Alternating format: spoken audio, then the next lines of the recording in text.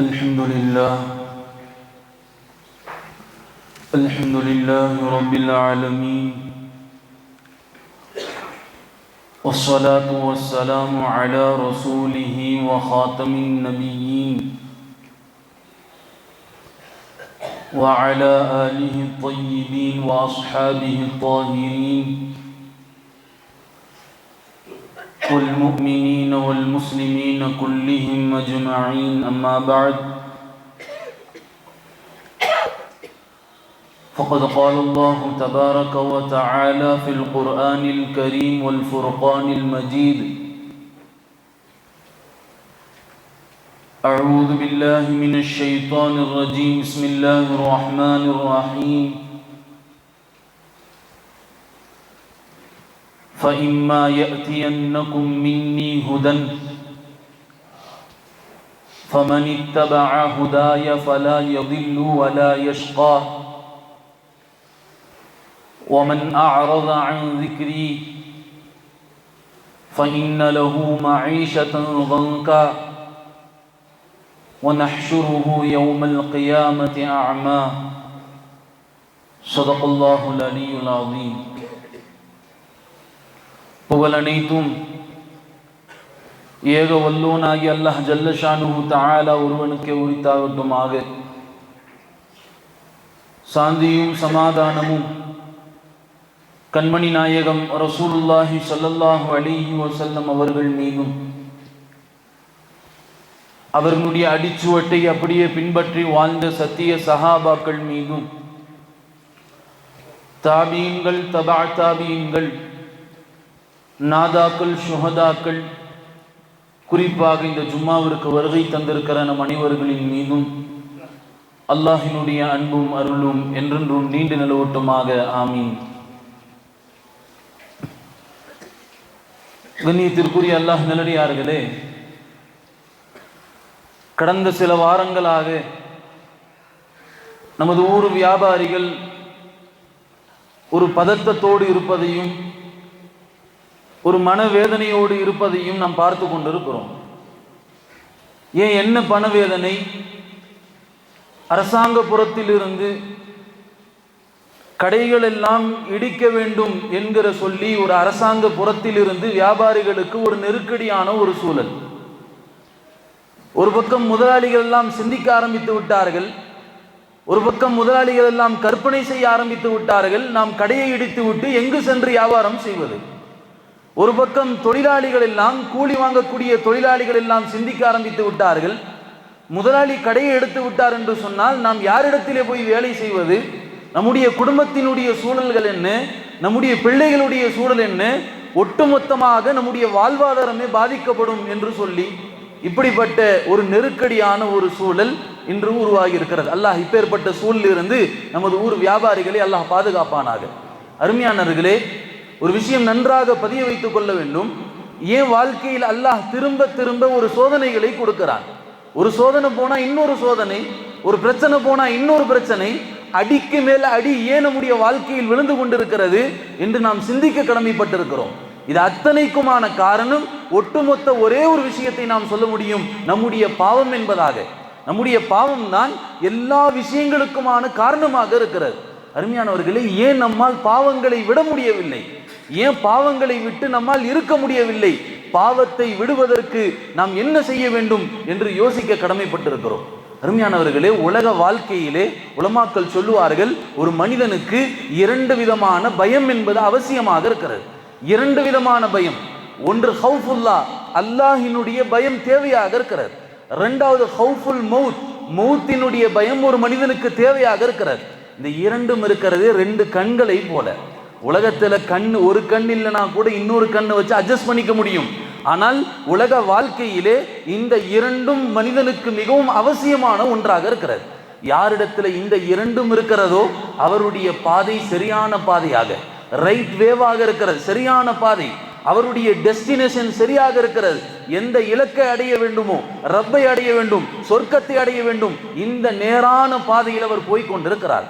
இந்த இரண்டில் ஏதாவது ஒரு குளறுபடி ஆகிற போதுதான் அவருடைய பாதை அது வழி தவறி விடுகிறது.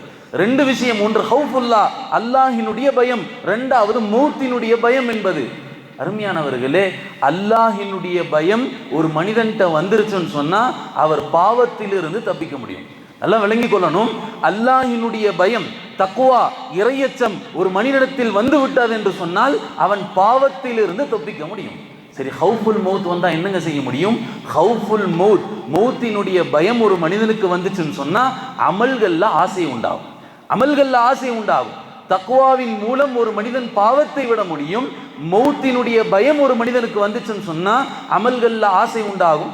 எத்தனையோ சம்பவங்கள் நம்முடைய முன்னோர்களுடைய வாழ்க்கையில பார்க்கலாம். முன்னோர்களிடத்துல இந்த இரண்டு விதமான பயமும் இருந்தது. ஹவுஃபுல்லா, அல்லாஹினுடைய பயமும் இருந்தது, மௌத்தினுடைய பயமும் இருந்தது. அதனால் அவர்களுடைய பாதை நேரான பாதையாக இருந்தது. அருமையானவர்களே, நம்முடைய முன்னோர்களுடைய வாழ்க்கை பலவிதமான சம்பவங்கள். பெருமானார் ஸல்லல்லாஹு அலைஹி வஸல்லம் ஒரு முறை சஹாபாக்கள்கிட்ட சொன்னாங்க, பனு இஸ்ரவேலர்கள் காலத்தில் 3 மனிதர்கள் இருந்தாங்க. 3 மனிதர்கள். இந்த 3 மனிதர்களும் ஒரு நாள் பாதையில போய் கொண்டிருந்தாங்க. கடுமையான இருட்டாக இருக்கிறது, மழை பெய்து கொண்டிருக்கிறது. ஒதுங்குவதற்காக வேண்டி ஒரு குகைக்குள்ள போறாங்க. திடீரென்று ஒரு இடி இடித்து அந்த குகையினுடைய வாசலை ஒரு பாறை வந்து அடைத்துக் கொள்கிறது. பாறை அடைத்து விட்டது. இவர்கள் தள்ளி பார்க்கிறாங்க, எதுவுமே பண்ண முடியல. சரி, என்னங்க பண்ணலாம்? 3 பேரும் ஒரு மஷூரா செய்கிறார்கள். நாம் நம்முடைய வாழ்க்கையில செஞ்ச ஏதாவது ஒரு நல்ல அமல் இருக்குமா இல்லையா? அல்லாஹுக்காக வேண்டி நாம் செஞ்சிருப்போமே, அந்த நல்ல அமலை சொல்லி அல்லாஹ்விடத்துல துவா கேட்போம்.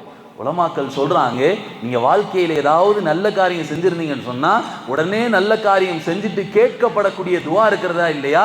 இந்த துவா உடனே ஏற்றுக்கொள்ளப்படக்கூடியதாக இருக்கிறது. யாருக்காவது ஒரு ஏழைக்கு நீங்கள் உதவி செய்து விட்டு அல்லாஹ்விடத்தில் கையேந்தி நீங்கள் கேட்கக்கூடிய துவா இருக்கிறதா இல்லையா? இந்த துவா உடனே ஏற்றுக்கொள்ளப்படக்கூடியதாக இருக்கிறது. அப்ப சொன்னாங்க, நம்முடைய வாழ்க்கையில செஞ்ச ஏதாவது ஒரு நல்ல அமல் வச்சு அல்லாஹ்விடத்தில் உதவி தேடுவோம், வேற வழி இல்லைன்னு சொல்லி.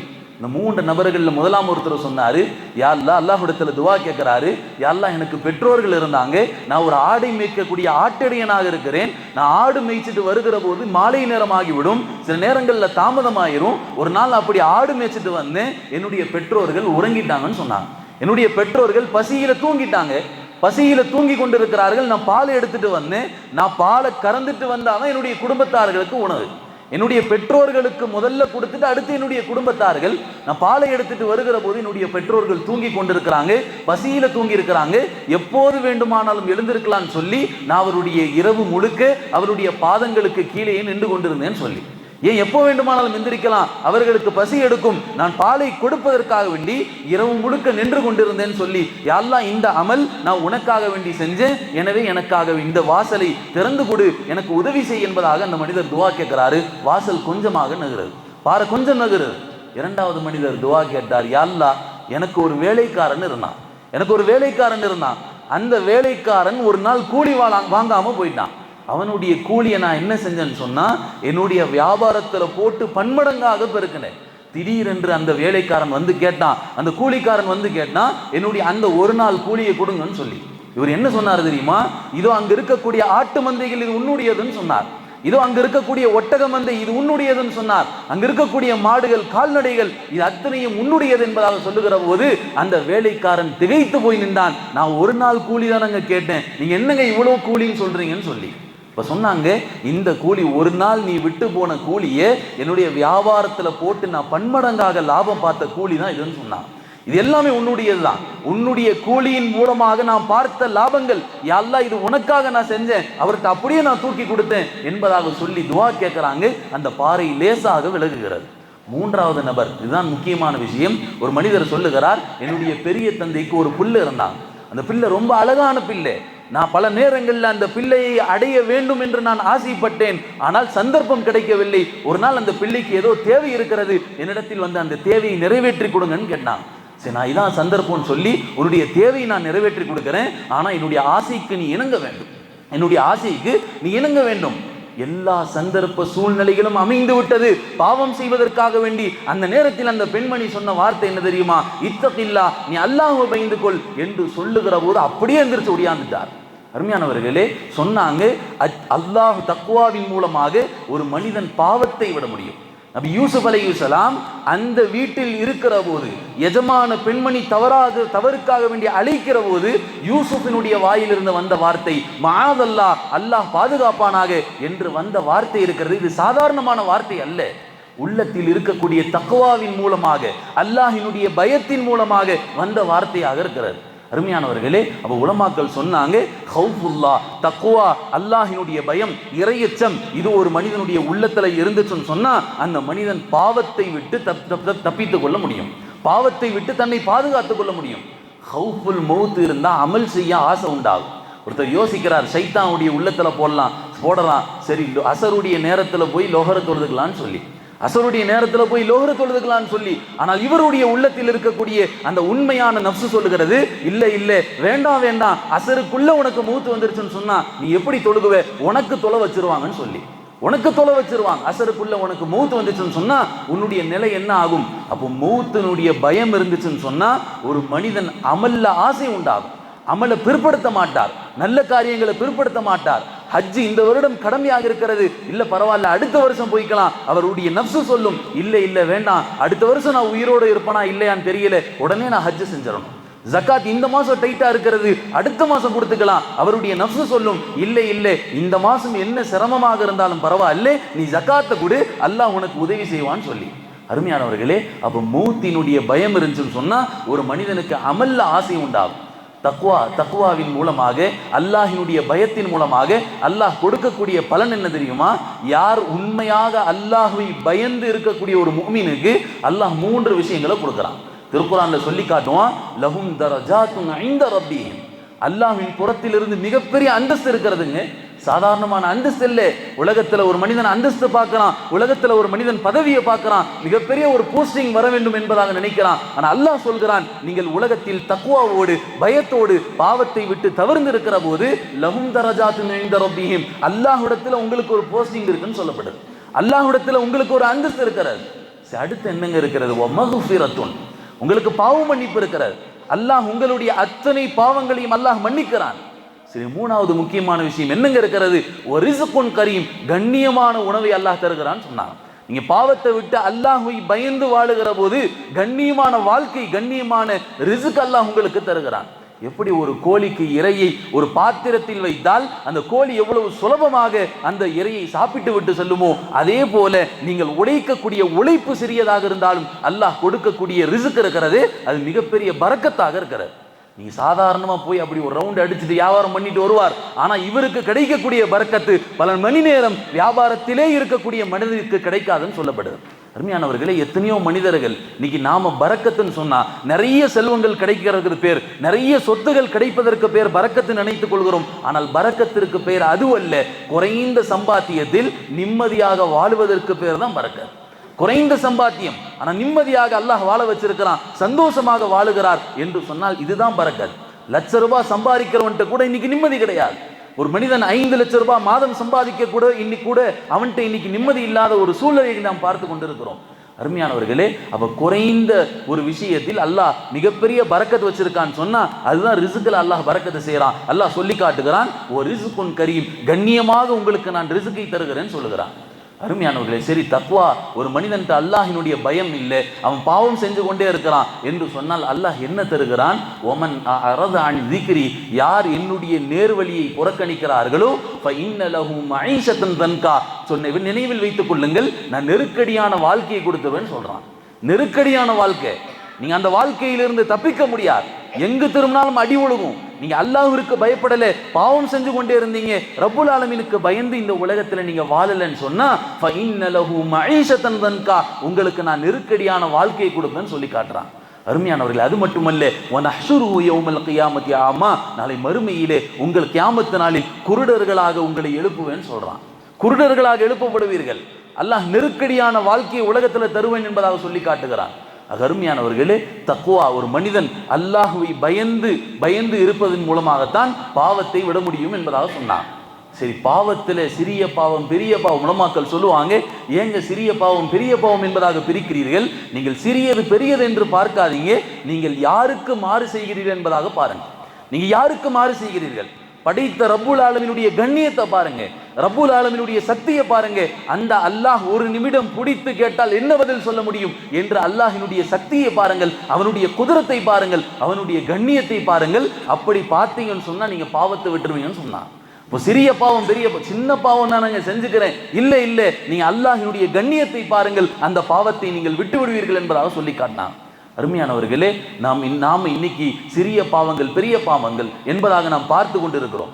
அருமையான இந்த இரண்டு பயமும் இன்னைக்கு நம்முடைய வாழ்க்கையில இல்லாதனால தான் நமக்கு பலவிதமான சோதனைகளும் பிரச்சனைகளும் அடிமேல் அடியாக வந்து கொண்டிருக்கிறது. இரண்டு பயமும் இல்லை, அல்லாஹினுடைய ஹவுஃபுல்லா, அல்லாஹினுடைய பயமும் இல்லை, நமக்கு மௌத்தினுடைய பயமும் இல்லை, மௌத்தினுடைய பயமும் இல்லை. ஏதோ உலகத்தில் நாம் இன்னும் நிறைய வாழ்ந்து கொண்டிருப்போம் என்று நினைக்கக்கூடிய அளவுக்கு நம்முடைய செயல்களும் நம்முடைய சொல்களும் இருந்து கொண்டிருக்கிறது. அருமையானவர்களே, ஆக இந்த இரண்டு பயம் ஒரு மனிதனுடைய வாழ்க்கையில மிக முக்கியமான விஷயம் என்பதாக சொன்னான். பாவத்தை விடுகிற போது இப்னு அப்பாஸ் அவங்க சொன்னாங்க, ஒரு மனிதன் உலகத்துல பாவத்தை விட்டு வாழ்ந்தான்னு சொன்னா அவனுக்கு 5 விஷயங்கள் கிடைக்கிறது. அல்லாஹுவை பயந்து தக்வாவோடு பாவத்தை விடக்கூடிய மனிதனுக்கு 5 விஷயங்கள். இப்னு அப்பாஸ் அவர்கள் சொன்னார்கள், முதலாவது அவனுடைய உள்ளத்துல ஒரு ஒளி ஏற்படுகிறதுன்னு சொன்னான். உள்ளத்துல ஒரு ஒளி. இரண்டாவது, அந்த உள்ளத்தில் இருக்கக்கூடிய ஒளியின் மூலமாக அவனுடைய ஒளி முகத்திலும் வெளிப்படுகிறது. அவனுடைய முகத்திலே ஒரு ஒளி ஏற்படுகிறதுன்னு சொன்னான். மூணாவது, அல்லாஹ் விசாலமான ரிஸ்கை கொடுக்கிறான்னு சொன்னான். விசாலமான ரிஸ்க். நீங்க அல்லாஹ்வை பயந்து பாவத்தை விடுகிற போது அல்லாஹ் உங்களுக்கு கொடுக்கக்கூடிய மிகப்பெரிய வெகுமதி விசாலமான ரிஸ்கை அல்லாஹ் தருகிறான் என்பதாக சொல்லி காட்டினான். நான்காவது சொன்னாங்க, அல்லாஹ் உடல் சுகத்தை கொடுக்கிறான்னு சொன்னான். உடல் சுகம் மிகப்பெரிய முக்கியமான விஷயம், ஆரோக்கியம் மிக முக்கியமான ஒரு விஷயம். சொன்னாங்க, நீங்க தக்வாவோடு அல்லாஹ்வை அஞ்சி பாவத்தை விடுகிற போது அல்லாஹ் உடல் சுகத்தை கொடுக்கிறான். குவத்தன் லில் பத்னி, உடல் சுகம் கிடைக்கிறது என்பதாக சொன்னாங்க.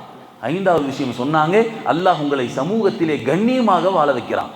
நீங்க என்ன பேச்சு சொன்னீங்கனால் யார் வேண்டுமானாலும் கேட்பார்கள். நீங்கள் பேசுகிற பேச்சை, உங்களுடைய சொற்களை நீங்கள் ஏதாவது சொல்லுகிற போது அந்த உம்மத்தை கேட்கக்கூடிய அளவுக்கு இருக்கும். அல்லாஹ் உங்களை கண்ணியத்தோடு வாழ வைப்பான் என்பதாக சொன்னான். அருமையானவர்களே, படைப்பினங்கள் நம்முடைய பேச்சை கேட்கும் சொன்னான். சஹாபாக்களுடைய காலங்களில் பார்க்கிறோமா இல்லையா? ஒரு சஹாபி சிங்கத்தினுடைய காதை பிடித்து கிள்ளி என்ன கேட்டார்? வலியை காட்டு என்பதாக கேட்டார். இப்போ படைப்பினங்கள் உங்களுடைய பேச்சை கேட்கும் என்பதாக சொன்னார். சஹாபாக்கள்கிட்ட அல்லாஹினுடைய பயம் இருந்தது, அல்லாஹினுடைய அச்சம் இருந்தது, பாவத்தை விட்டு விலகி இருந்தார்கள். அதன் காரணமாக இருக்கக்கூடிய ஒட்டுமொத்த படைப்பினங்களும் சஹாபாக்களுக்கு கட்டுப்பட்டதாக நாம் பார்க்கிறோம். இப்போ படைப்பினங்கள் நமக்கு கட்டுப்படும், படைப்பினங்கள் மனிதர்களும் நமக்கு கட்டுப்படுவார்கள், நம்முடைய பேச்சை கேட்பார்கள், சமூகத்தில் அல்லாஹ் கண்ணியமாக வாழ வைப்பான் என்பதாக சொல்லி காட்டினான். அதே ஹஜ்ரத் இப்னு அப்பாஸ் அவங்க சொன்னாங்க, ஒரு மனிதன் தக்வா இல்லாம அல்லாஹ்வை பயப்படாம பாவம் செஞ்சுக்கிட்டே இருக்கான்னு சொன்னா அல்லாஹ் அவனுக்கு கொடுக்கக்கூடிய மிக முக்கியமான விஷயம், முதல்ல அவனுடைய உள்ளத்திலிருந்து அல்லாஹ் நூரை எடுத்துடுறான், உள்ளத்திலிருந்து பிரகாசத்தை எடுத்துடுறான். பெருமானார் ஸல்லல்லாஹு அலைஹி வஸல்லம் அவர்கள் சொன்னார்களா இல்லையா ஒரு ஹதீஸில், நீங்க ஒரு பாவம் செய்றீங்க, அந்த பாவம் ஒரு கரும்புள்ளியாக விழுகிறது. நீங்கள் இன்னொரு பாவம் செய்கிறீர்கள், இன்னொரு கரும்புள்ளியாக, மூணாவது ஒரு பாவம் செய்கிறீர்கள், இன்னொரு கரும்புள்ளியாக, பாவம் செய்ய செய்ய உங்களுடைய உள்ளம் முழுக்க இருண்டு போய் விடுகிறது. அதற்கு பிறகு என்ன தெரியுமா? அல்லாஹ் திருக்குர்ஆன்ல சொல்லி காட்டுறான், லஹும் குலூபுல் லா யஅகிலூன பிஹா, நீங்க என்ன சொன்னாலும் உங்களுடைய உள்ளத்துல ஏறாதுன்னு சொன்னான். வலஹும் அயூனுல் லா யுப்சிரூன பிஹா, நீங்க என்ன விஷயம் சொன்னாலும் அல்லாஹ்வினுடைய அத்தாட்சியை பார்த்தும் கூட அவர்கள் ஏற்றுக்கொள்ள மாட்டார்கள். வேதனையை பார்த்தும் கூட, வயநாட்டில் மிகப்பெரிய ஒரு நிலச்சரிவு ஏற்பட்டு மிகப்பெரிய ஒரு எச்சரிக்கை அல்லாஹ் கொடுத்தான். இப்ப ஏற்பட்ட எத்தனை எச்சரிக்கை வந்தாலும் நாங்க திருந்த மாட்டோம், நாங்க எங்களுடைய வாழ்க்கையை வாழ்ந்து கொண்டுதான் இருக்கும். வலஹும் அயூனுல் லா யுப்சிரூன பிஹா, அத்தாட்சியை பார்த்தும் நாங்கள் ஏற்றுக்கொள்ள மாட்டோம்னு சொல்வாங்க. அருமையானவர்கள், இப்படிப்பட்டவர்கள் சொல்வாங்க, உலாயிக கல் அன்ஆம், இவங்க மனிதர்கள் அல்ல, இவர்கள் கால்நடைகள் என்பதாக அல்லாஹ் சொல்றான். கால்நடைகள் என்பதாக மிகவும் கீழ்த்தரமான ஒரு வார்த்தைகளை அல்லாஹ் சொல்லி காட்டுகிறான். மனிதர்கள் அல்ல, மனிதன் சொன்னா அல்லாஹ்வினுடைய பயம் இருக்கணும், பயம் இல்லையா அவர் கால்நடைகள் அன்ஆம் என்பதாக அல்லாஹ் தஆலா சொல்லி காட்டுகிறான். அருமையானவர்களே, ஆக உள்ளத்தில் உள்ள ஒளி போய்விடும் என்பதாக சொன்னான். உள்ளத்தில் பெருமானார் ஸல்லல்லாஹு அலைஹி வஸல்லம் இன்னொரு ஹதீஸ்ல சொல்லி காட்டினாங்க, உள்ளம் இருக்கிறதே அதுதான் ஒரு மனிதனுடைய உடல் உறுப்புகள்ல மிக முக்கியமானது.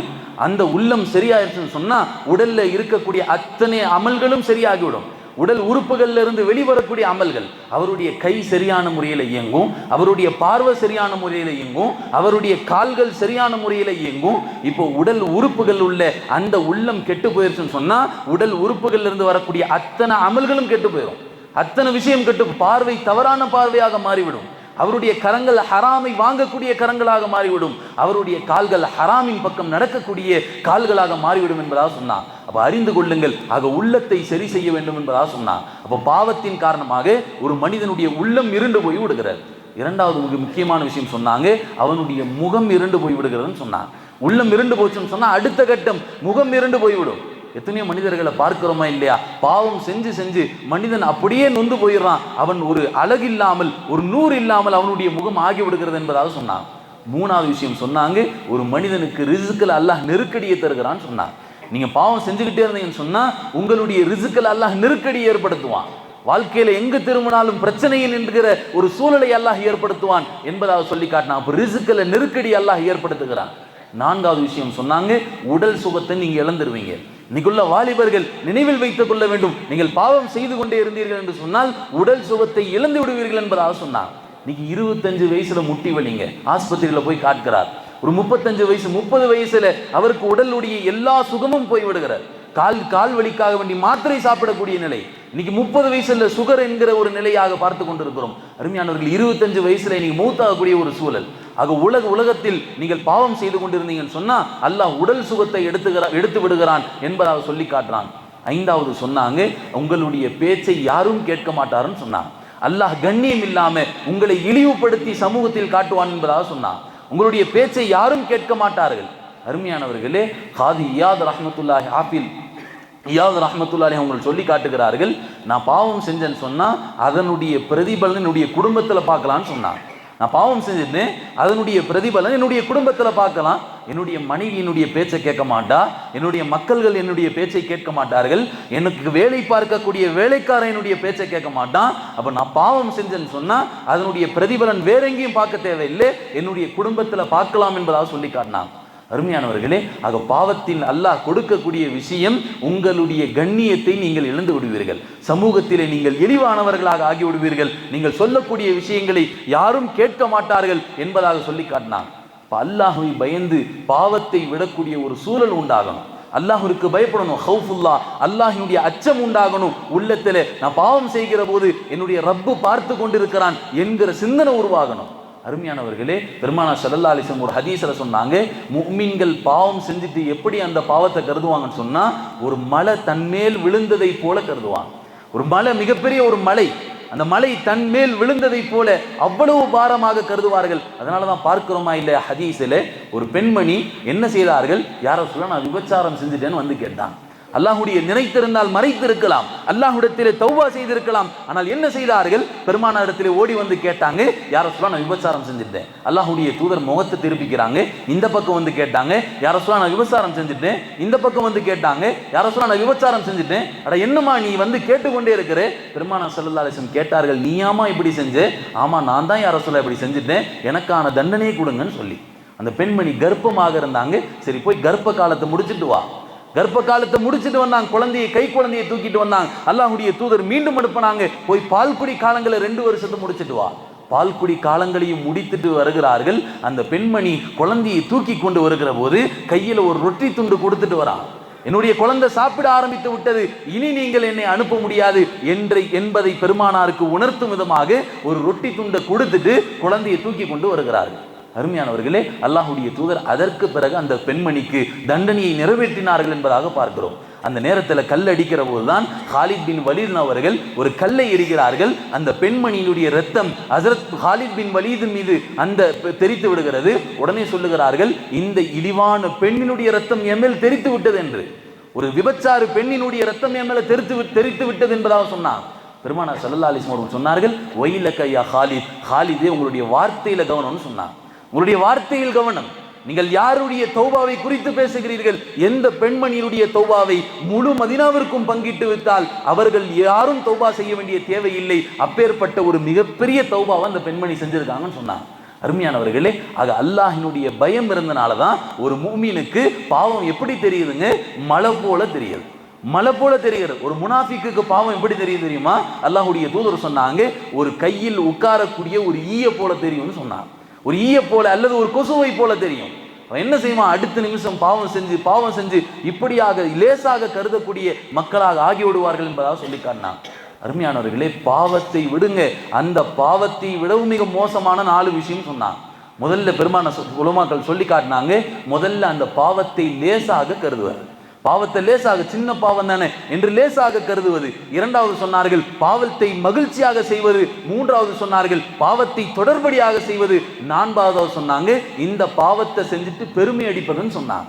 இன்னைக்கு உள்ள வாலிபர்கள் செய்கிறாங்களா இல்லையா? நான் இந்த பாவம் செஞ்சுட்டேங்க, நான் இப்படி பண்ணிட்டேன், நான் அப்படி பண்ணிட்டேன். பாவத்தை செய்து விட்டு பெருமை அடிப்பது இது பாவத்தை விட ஆகவும் மோசமானது என்பதாக உலமாக்கள் கிதாபுகள் எழுதுறாங்க. அருமையானவர்களே, ஆக பாவம் இருக்கிறது, அல்லாஹ்வுடைய பயம் இல்லாமல் போவது இருக்கிறது, அதுதான் மிகப்பெரிய நெருக்கடிக்கு காரணமாக இருக்கிறது. நீங்க வாழ்க்கையில ஒரு சோதனைக்கு மேல இன்னொரு சோதனை, ஒரு அடிக்கு மேல இன்னொரு அடி விழுந்து கொண்டே இருக்குதுன்னு சொன்னா என்னங்க காரணம்? முதல்ல என் ரீதியாக நான் பார்க்க வேண்டும், என்கிட்ட என்ன குறை இருக்கிறது, என்னுடைய வாழ்க்கையில, என்னுடைய கொடுக்கல் வாங்கல்ல, என்னுடைய மனைவிமாரனுடைய உறவுக்கு மத்தியில என்கிட்ட என்ன குறை இருக்குதுன்னு சொல்லி அந்த குறைகளையும் அல்லாஹ்விற்கு பயந்து நீங்க கட்டுப்பட்டு இந்த உலகத்துல வாழ்ந்தீங்கன்னு சொன்னா அல்லாஹ் எல்லா விதமான நெருக்கடிகளும் நீக்கக்கூடியவனாக இருக்கிறான். வல்ல ரஹ்மான் இந்த உணர்வை புரிந்து வாழக்கூடிய நன்மக்களாக அல்லாஹ் தஆலா நம்மை ஆக்கியருள்வானாக. முழுமையாக அல்லாஹ்விற்கு கட்டுப்பட்டு வாழக்கூடிய அடியார்களாக ஆக்கியருள்வானாக. வ ஆகிரு தஅவானா அல்ஹம்துலில்லாஹி ரப்பில் ஆலமீன்.